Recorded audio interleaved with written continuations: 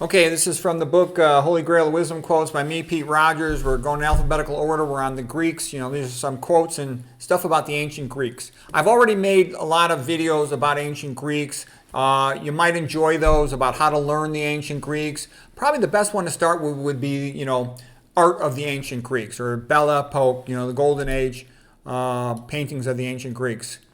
Because of all the times to study, the ancient Greeks are one of the most interesting group of people you'll ever see. They're by far, by a factor of 1,000, the most interesting people of the ancient world. And studying the ancient Greeks in the Renaissance, it gives you hope in mankind. You see what mankind is capable of. Schopenhauer said it is incredible how much smarter the ancient Greeks were than the Germans of his time, which was, around 1800. Okay, and Schopenhauer is a great genius. Schopenhauer was around the time of Goethe and later Nietzsche. Nietzsche's sort of a jerk, but he's entertaining. All right. Anyways, first a quote from Rufus Fears. He's the best professor from thegreatcourses.com. You can find some of his lectures about the ancient Greeks. He has a great course called Famous Ancient Greeks. Athenians were the first known large city that believed that our regular people could govern themselves, unlike other places run by dictators and tyrants. Yeah, almost always, most civilizations, they consist of a dictator who's a brutal thug who just kicks the crap out of everybody and says, you must do things my way or I'll beat the crap out of you. That's most human governments, okay? And if you look at most of these ancient places, they're totally backward. They don't allow any original creative work. I mean, look at how backward the Egyptians were. Like 1,000 years, and there's zero progress in their like painting and stuff. It's backward, okay? So I'm going to tell you, that's also a lot of these other countries that are really backward and primitive.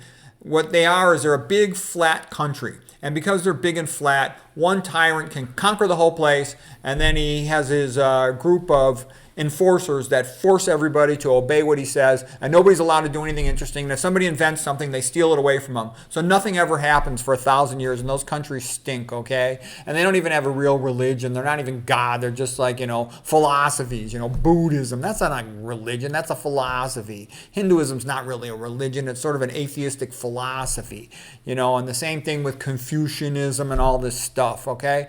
You end up with a tyranny where almost no creative work comes out of those places, okay?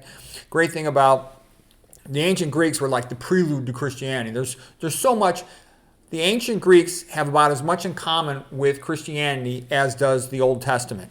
And I realize for people who are not familiar with that statement, they think that's a big statement. But I'm telling you, I've studied them both extensively. You would be amazed at how much that is true.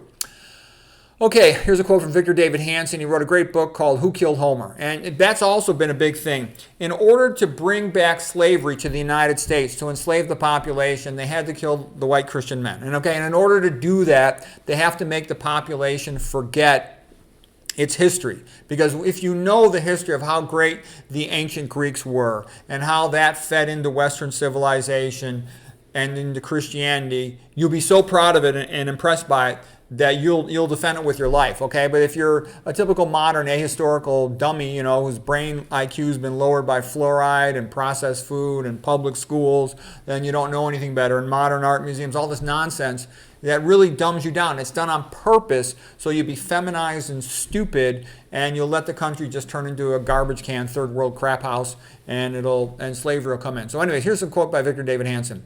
Most ancient Greek women were pregnant or nursing pretty much from menarche to menopause. Yeah, I make that point because all this modern stuff of men and women are equal and should do the same thing, that's ridiculous, okay? Men and women are very different, okay? Men have always, been the ones to go out and hunt and farm a field and do a lot of physical labor all day. Before all this modern birth control stuff and abortions, women, as soon as they hit puberty, within a year of that, they're pregnant and they're nursing or pregnant, from then on out for almost their entire life. Go back in the 1800s, it was normal for a woman to have 10 children. That was pretty routine. You nurse each kid for 3 years. You're pregnant for a year, you're nursing them for 3 years, that's 4 years times 10 pregnancies, 40 years of your life having babies, okay? That's pretty much how it was. Okay, so this idea, that's why women, you don't hear much about women in history because they've been busy taking care of babies. That's just a fact of life. Okay, and from what I've seen, women with families are a lot happier. I know lots of doctors and other women that never had kids, didn't get married, forgot to get married, or who knows what else happened.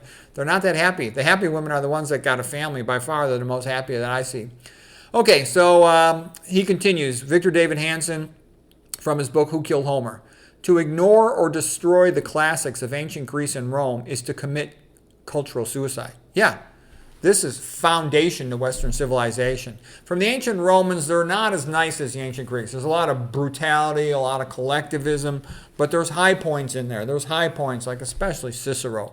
But there's other high points in there too, and they give you an objective view of mankind and human behavior where no one has a dog in the fight. You can't really have an open conversation in the modern world with the general public about the Bible or about anything that happened after 1850. Because the more you know about it, the more you know all sides of it, the more extremely offensive it will be. So you can talk about the ancient Romans and no one cares. No one's saying, why do you like Julius Caesar more than you like Pompey? Nobody cares, but you can see how these characters play their roles. And you'll see that the same patterns happen all the time. It's just as the centuries go by, there's more technology for tyrants to use, okay? Victor David Hanson continues. The most important legacy of the Greeks and Romans is this uniquely Western urge to pick apart everything, every institution, tradition, and individual. Only in this manner do ideas change at all. And only this way does an author find any credibility with the reading or listening audience. Cynicism, skepticism, parody, invective are all Greek and Latin words. A rich vocabulary of public and private dissent unequaled in the non-Western languages. Yeah, that's another thing too. All this multiculturalism is BS. The other cultures are not equal to the West. Where is their art? Look at this painting behind me, the School of Athens. It was made about ancient Greek by a Christian, Raphael, in the Vatican with Roman architecture, okay?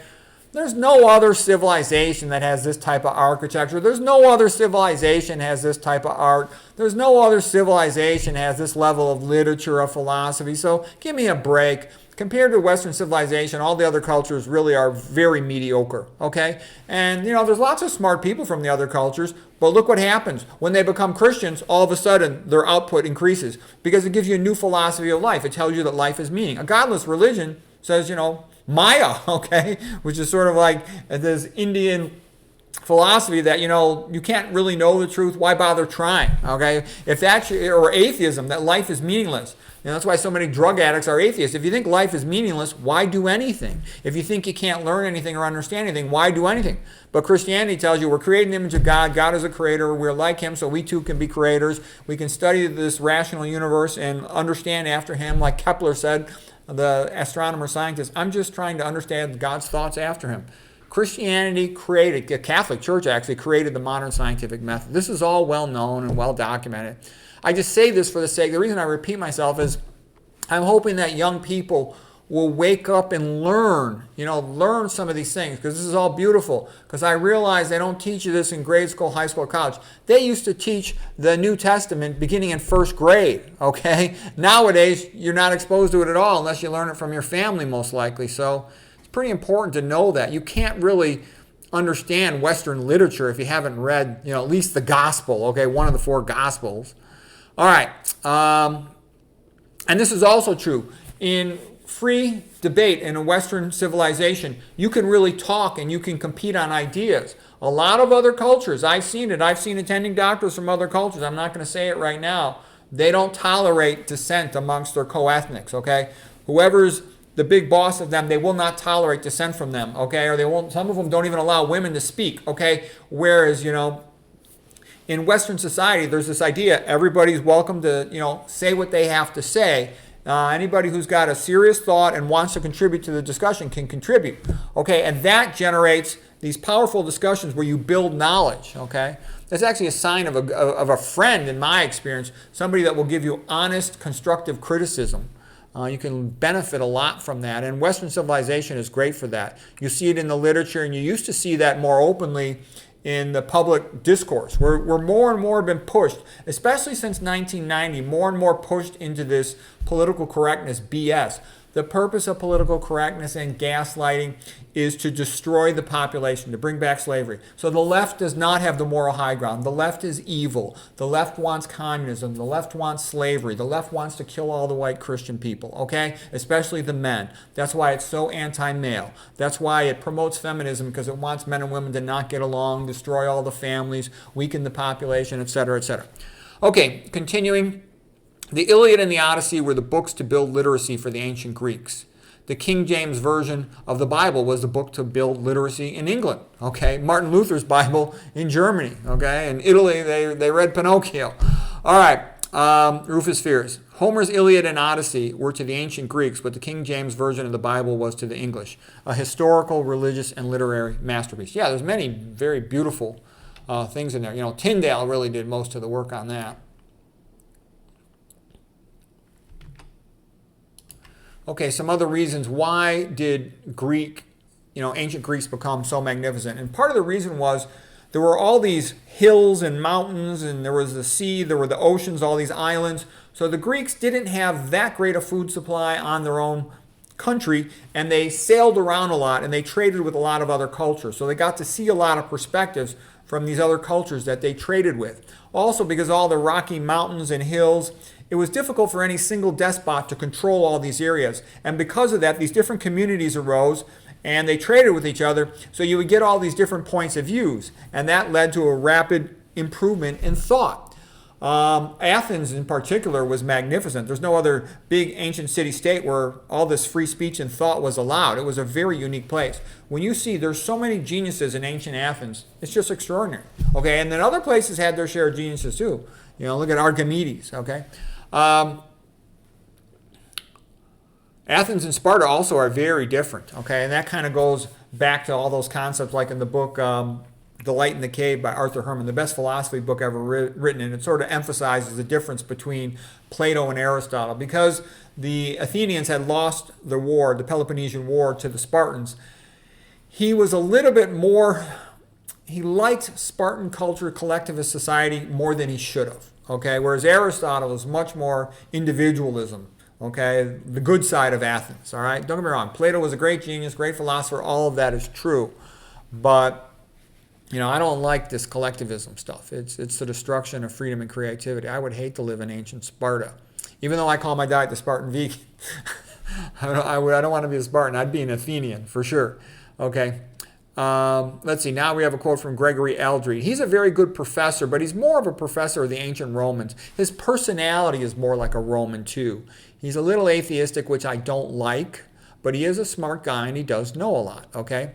Here's what does he says. He says, no matter where you are in Greece, you are close to the sea, okay? Like I said, there wasn't easy food in ancient Greece, so trading was a big part of it. All right, well, anyways, that'll be part one for these introductory quotes on the ancient Greeks. I hope you found that helpful.